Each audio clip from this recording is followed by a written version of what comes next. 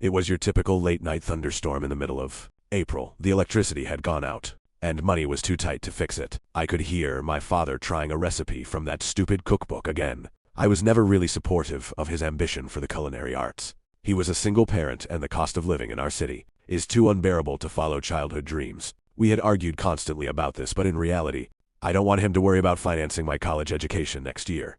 I heard strange growling sounds coming from the kitchen, followed by screeching. I was frightened of the thought of walking downstairs in the dark, but I decided to go and check anyways.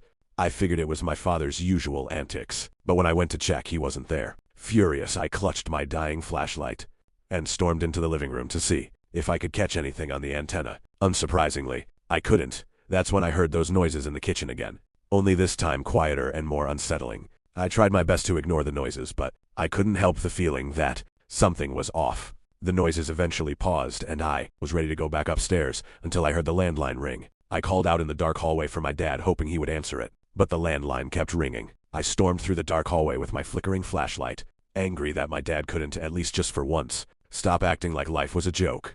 I stood in front of the landline. I paused while looking at the name on the voicemail. It was my dad. Then I suddenly remembered. My dad was at an interview for a chef position at a local 5-star restaurant. My heart pounding when the realization hit me, sweat forming on my forehead. I slowly tilted my head up into the mirror, and that's when I saw it. A deformed, tall, dark figure breathing heavily over my shoulder.